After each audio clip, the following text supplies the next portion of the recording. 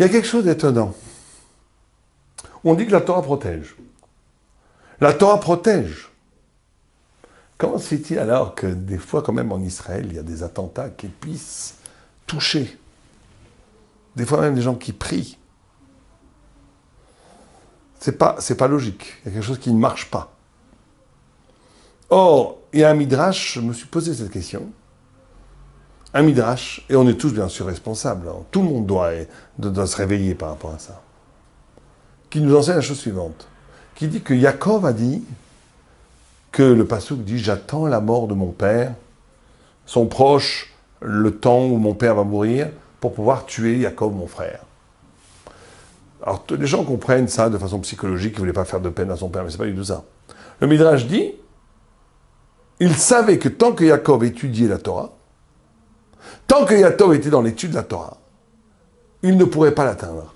Il était plus fort que tout. Il a dit, quand mon père, donc notre père, puisque le père de Esav, c'est le père de Yaakov, ils étaient jumeaux. Quand notre père, Yitzhak, va mourir, il y a une halakha que pendant 7 jours, tu ne peux pas étudier la Torah.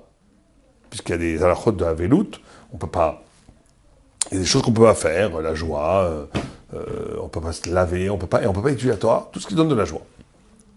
Et donc on ne peut pas étudier la Torah. Donc il ne va pas étudier la Torah, là il sera donc affaibli et je pourrais l'attaquer. Et je pourrais à ce moment-là le tuer. Adkan le Midrash. Les Mefarshim m'ont posé la question, ils disent, mais même quand on est en deuil, on peut étudier la Torah, mais pas une Torah qui réjouit. C'est-à-dire qu'on peut étudier une Torah, les Halakhot Havelut, le Pérénézikim, dans Gittin, on peut étudier tout ce qui est triste, on peut étudier les exils, il y a plein de Torah, la Torah, il ne manque pas de Torah qui est, même en profondeur, qui est liée à la notion de deuil, à la notion de mort, à la notion d'exil. Donc c'est sûr que Yaakov, pendant 7 jours, ne va pas s'asseoir à manger des glibettes. Yaakov, quand il a porté le deuil de son père, il va étudier la Torah jour et nuit, comme il le fait toujours. Donc qu'est-ce qu'il aura gagné, Esav? De là, les Mefarshim nous disent qu'une Torah sans joie ne protège pas. En tout cas, elle ne protège pas au sens où tu peux te poser la question, comment ça se fait qu'il y a des attentats pendant que les gens prient? Tu ne peux pas. Parce qu'il n'y a que la Torah. Et bien entendu, encore une fois, on ne parle pas de Dieu préserve de ces gens-là qui sont des tzadikim, on parle de nous tous. C'est-à-dire que s'il y avait en Israël une Torah de joie totale, on serait intouchable. C'est-à-dire, on l'est assez. Il ne faut pas non plus tout le temps tout noircir, dans la mesure où on voit très bien les attentats dans les autres pays, ce qui se passe, le nombre de morts en Israël, alors qu'il y a une animosité 100 fois pire et une réalité objective. 100 fois pire, il y a beaucoup plus de gens qui veulent la mort d'Israël en Israël qu'ailleurs. Et pourtant, il y a malheureusement beaucoup de victimes, mais beaucoup moins proportionnellement. Donc il y a une Torah qui protège, mais là où ça ne protège pas, il faut savoir pourquoi. Là où ça ne protège pas, c'est parce non pas parce qu'il n'y a pas de Torah forcément, ou bien parce qu'il n'y a pas de Torah, ça c'est évident, la réponse serait évidente. Mais même quand il y a la Torah, si cette Torah n'est pas en joie, elle n'a pas le pouvoir de protection absolu. Elle a un pouvoir de protection sûrement. Je ne sais pas écrit, mais je le pense. La Torah protège toujours. Mais pas au point où tu peux te poser une question. Quelqu'un qui étudie la Torah dans la joie, c'est une protection absolue, puisqu'il est intouchable. Au point où même Ésaü et ça, s'est dit, je ne pourrais pas toucher mon frère quand il étudie la Torah dans la joie. Je pourrais le toucher quand il n'est pas dans la joie. Et donc, on a ici une revendication qui nous est adressée, nous, et nous tous qui étudions la Torah. C'est très bien, c'est fondamental. Mais la Torah, elle doit être dans la joie. Alors il faut comprendre pourquoi d'abord. Qu'est-ce que c'est la Torah dans la joie? 1. 2. Pourquoi une Torah sans joie ne protège pas et pourquoi une Torah avec une joie protège? C'est ça qu'il faut essayer de comprendre. D'abord, la notion de joie. La notion de joie dans la Torah, elle répond à 3 impératifs. Premier impératif, c'est que En simra l'abatar tasfekot. La joie, elle est dans l'élimination des doutes. Tant que je suis dans le doute, et le doute c'est quoi? C'est d'être déchiré par 2 systèmes contradictoires. Alors, je veux et je ne veux pas. Ça c'est, je sais ou je sais pas. J'ai pas vraiment envie, j'ai envie. Ça, c'est la tristesse. La tristesse, c'est quand je suis encore traversé, déchiré par des forces contradictoires, très souvent psychanalytiques. Mes parents, et mon avenir, et mon mari, et ma mère, et allez savoir quoi. Toutes sortes de contradictions qui ne sont pas résolues, qui rend la personne triste. Parce qu'elle est toujours, elle sent qu'elle est obligée de sacrifier des choses importantes pour autre chose. Atarat Sfekot, c'est l'harmonie, l'équilibre, le rétablissement de la clairvoyance de chaque chose à sa place. Et donc, quand quelqu'un étudie la Torah sans joie, c'est que quelque part, il alimente à l'intérieur de lui une dimension qui ne s'accorde pas avec la Torah. C'est méchant à dire, j'ai presque honte de le dire, presque peur de le dire, mais c'est une réalité. La non-joie dans l'étude de la Torah vient du fait que dans l'étude elle-même de la Torah, j'ai des forces obscures en moi qui sont en train de me dire « Mais qu'est-ce que tu fais là-haut? Va sur la Côte d'Azur. Qu'est-ce que tu fais là, étudier comme un pauvre avraire? Tu vas gagner 2000 shekels par mois. Tu aurais pu faire des études et tu aurais pu devenir professeur, chef de clinique. Qu'est-ce que tu fais là? À faire les mitzvot scrupuleusement. Enlève ton chapeau et ton truc, il fait chaud. Enlève ton chapeau et ton costume et mets-toi en maillot de bain et va au bord de la mer. » Le Yetzer Hara et le Satan a beaucoup d'images à jeter dans la tête, je peux en réciter plein, pour venir brouiller la tête des tzadikim. Ça veut dire que le manque de joie dans la Torah vient d'une dimension encore non résolue à l'intérieur de moi, qui désire autre chose que la Torah et qui rend cette Torah sans joie. Donc, premier tikkun, c'est la limpidité du choix. Étudier la Torah, c'est un choix magnifique, mais il faut le faire jusqu'au bout.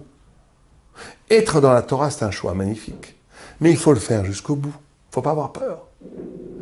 Être dans la Torah, c'est un choix magnifique, c'est se mettre dans les mains de Dieu. Mais si j'ai dans les mains de Dieu et chaque fois j'essaie de tirer vers autre part, je vais glisser des mains et je vais tomber, je vais me faire mal. Étudier la Torah, c'est un choix magnifique. Mais ce choix, il doit aussi avoir la conscience de la haine du mensonge. Le Birkat Shmuel dit qu'on ne peut pas aimer la Torah si on ne déteste pas le mensonge. On ne peut pas adhérer à la sainteté si on n'est pas dégoûté, si on n'exerce pas l'impureté. Donc la joie vient d'un engagement total. Ça, c'est la première chose qu'il faut métaken. La deuxième chose, c'est que est joyeux celui qui se trouve à sa place. La joie, le secret de la joie, c'est de savoir que tu vis ta vie, même si c'est une vie dure, même si c'est une vie des fois tordue, mais c'est ta vie. Ça veut dire que la spiritualité que la Torah m'enseigne, que la Torah irradie, correspond à la clé subtile de mon désir intérieur. Ça veut dire que quand il y a épanouissement de mon âme, désir intérieur, et que Torah vont en même temps, c'est la clé de la Simra de la Torah. Si je ne fais pas la Torah, je trahis la Torah, et donc ma chair est triste. Je suis dans la tristesse de ma pauvre trahison. Si je suis dans la Torah, mais que je le fais par peur de la mort, peur du Guéhinom, c'est déjà pas mal, hein, mais que ça ne me correspond pas à ce que je suis. C'est triste aussi, il n'y a pas de joie. La joie, c'est quand il y a la rencontre entre l'infini et le fini, la rencontre entre moi et Dieu, entre Dieu et moi, entre la Torah et ma vie, et que ma vie fait sens parce que je fais la Torah et que la Torah se concrétise dans ma vie. Et donc là, il faut être capable de désirer. De désirer. La Torah, ça veut dire quoi, désirer la Torah? Ça veut dire de mobiliser ses désirs dans la Torah. C'est ce que dit l'Agma, il dit celui qui est violent, qui fasse shrita.